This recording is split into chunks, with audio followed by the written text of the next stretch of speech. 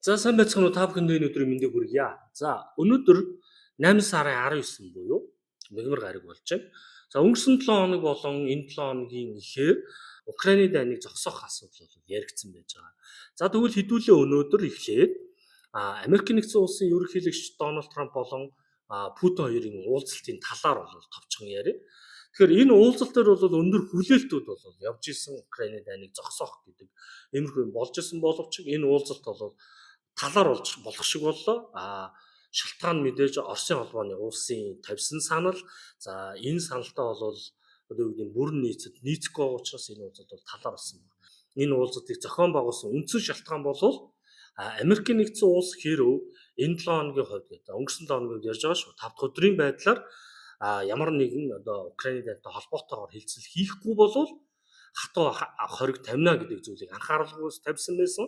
Үүнтэй холбоотойгоор Оросын холбооны улсаас Путин Трамптай уулзах тохирог хийсэн. За энэ уулзалтаар 7 цаг уулзах уулзалт байсан боловч албан ёсоор 3 цаг уулзалт бол болсон. За энэ уулзалтаар ямар нэгэн гэрээ контракт бол хийсэнгүй, уулзалтын үр дүн бол тийм маш сайн болж чадаагүй.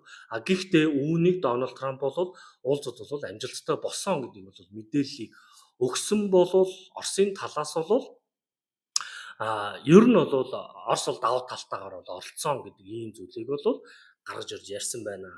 Путиний хувьд бол ер нь бол Украины дайн дээр санал бол юу гэж орж ирсэн бэ гэхээр одоогоор Оросын холбооны улс Украины газар нутгийг эзэлсэн тийм үү? Цэргийн хэлтэд тогтоосон 4 мууж байна. За одоо энэ газрын зураг дээр харахад Луганск, Донецк, Запорожье, Херсон гэсэн 4 мууж дээр голлох одоо цэргийн эрхэмлэлээ тогтооцсон байж байгаа. За энэ дээр бол ямар мессеж өгсөн бэ гэхээр хэрв Украинд энхийн хилцээр хийхээр бол Луганск, Донецкийг Оросын холбооны улс авнаа. Харин яг хуу Запорожье болон Херсон хоёр дээр одоо фронтыг гацаа гэдэг энэ зүйлийг бол хэлсэн.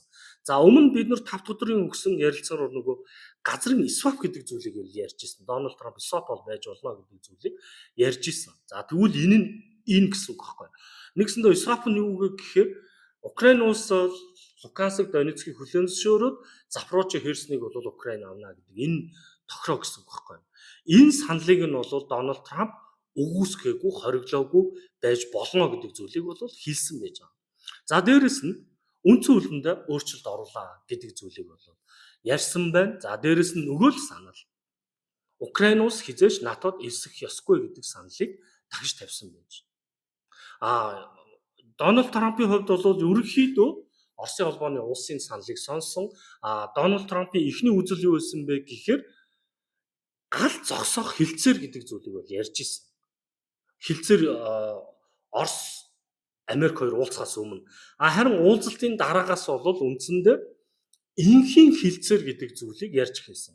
За энийг ерөнхийдөө шинжээчд болон Европын холбооны удирдагч нар юу гэж харж байна гэхээр Трампын үзэл бодолд Оросын нөлөө орсон байна гэж бол гарсан.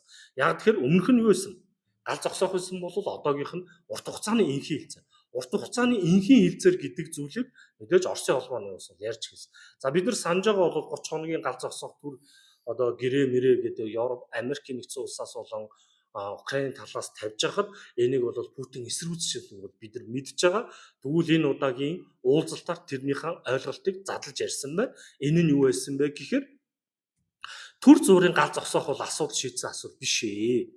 Үндсэндээ энэ дайныг зогсоомоор бол урт хугацааны энхийн хилцээр гэдэг зүйлийг хийж бол нэг цэг мөр одоо цэгцлээ гэдэг зүйлийг хэлсэн байж.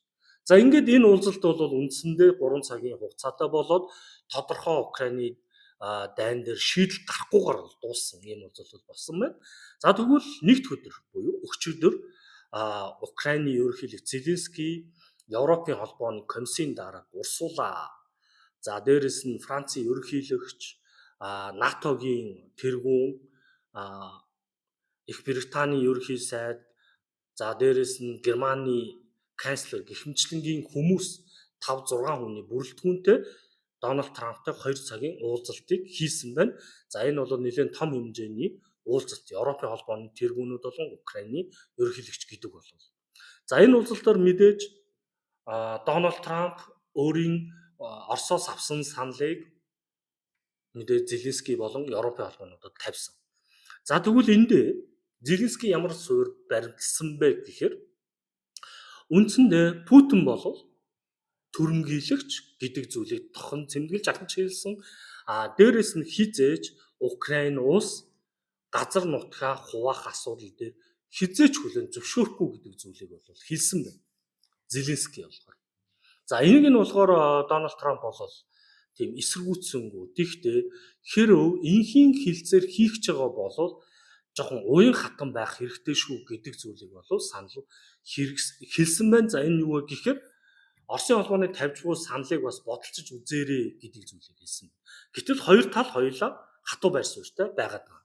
Путин бол авна гэдэг дээрээ бол Зеленский бол өгөхгүй гэдэг дээр ингээд хоёр талд орж ирж байна. За Европын холбооны улсууд ямар санал дээр илүү төлхөө яасан бэ гэхээр газар нутгийг бол хүлээн зөвшөөрөх асуудал бол хязгаар зөвшөөрөхгүй. Дээрэс нь бидний энэ аюулгүй байдлын баталгаа гэдэг зүйлийг бол дахин хэлж байна. Яг тэгэхээр хэрэв Оросын холбооны улс Украин руу ороод эзэлхэл юм бол энэ цаашлаад бол Европын холбоор орох боломжтой гэдэг зүйлийг ярьж байна. За Дональд Трампын хувьд бол энэ бол байх ёстой. Яг тэгэхээр та нар тэнд байгаа учраас энэ байдал бол чухлаа. Би эзэж та нарын аюулгүй байдал дээр бол шүүмж бол хийхгүй гэдэг зүйлийг хийсэн байж. За иймэрхүү уулзалт бол болоод өнгөрсөн байна. Тэгээ ямар ч байсан 2 цагийн уулзалтын дараагаар бол Путинтэй 40 минутын уцаар ярилт бол хийсэн.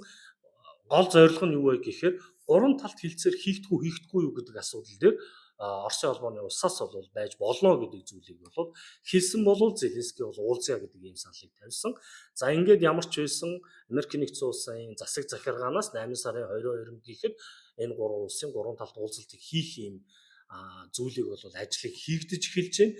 Гэхдээ энэ 100% бол харцангуй болоогүй байна. Яг тэгэхээр Оросын холбооны улсаас байж болно гэсээс албан ёсоор уулзнаа гэдэг зүйлийг бол одоогоор бол хэлсэн зүйл бол байхгүй гэж. За тэгвэл энэ уулзалтаас дүгнэе л да. За ер нь яг энэ Оросын холбооны улс болон Украинийн хоёр суурийн байр суурийг аваад үзэх юм бол хилцээр бол ер нь баг амжилттай болохгүй байх магадлал маш өндөр байж байна. Яг тэгэхээр энэ дөрвөн муждыг тэгээ хоёрыг нь ингээд тастаад өгнө гэдэгт бол хэнд бол таалагдахгүй байна. Украинд бол таалагдахгүй байна. Харин Оросын холбооны улсад бол авахыг бол чичирж байна. Тэгэхээр энэ байдал хэрхэн өөрчлөгдөх вэ? Дональд Трампын хувьд бол энэ дээр аль талд нь үнэхээр яг орж чадахгүй байна. Ерөнхийдөө бол өгчгөө гэж хэлж болохгүй байгаад байна. Өгөхгүй гэж хэлж болохгүй. Дональд Трампын хувьд бол инхий хэлцэрх. Яагаад? Одоогоор дайн хэлснээс хойш 1 сая гаруй хүн өгсөн байж байна. Энэ дотроо хүүхэд хөгшчөд энгийн иргэд бол маш их өргөдөж байгаа учраас энэ дайныг бол яалтаа зогсоох нь бол Дональд Трамп чухал байгаа учраас. Тэгэхээр энэ дээр ямар арга хэмжээ авах вэ? За бид нар мэдж байгаа өмнө инхий хэлцээр гал зогсоох хэлцээр хийгдэж явах үед Украинд бол нэлээд хүчтэй дайралтууд бол болж исэн. За энэ дайралтууд ямар учиртай байдаг вэ гэхээр ямар нэгэн ширээний ард хоёр одоо байлдаж буй улс суухдаа давуу байдлыг авахын тулд тухайн дайнд бол хэн давмгай байдалтай байгаа вэ гэдгийг харуулахыг хичээдэг. Тэгвэл одоогийн байдлаар тийм үү? Ширээний ард ингээд хүзэр тоглож байгаа хоёр хүний аваад үзэх юм бол Оросд бүх хүзэр байна. Украинд бол хүзэр алгаа гэдэг санааг бол Дональд Трамп хэлж байгаа. Гэхдээ бидний дэмжлэгээр бол чи хүзэртэй байж болно гэдэг зүйлийг бол давхар хэлээд байгаа. Дээрээс нь Украины аюулгүй байдал дээр бид нар анхаарнаа. Бид нар анхаарахаас гадна тийм үү?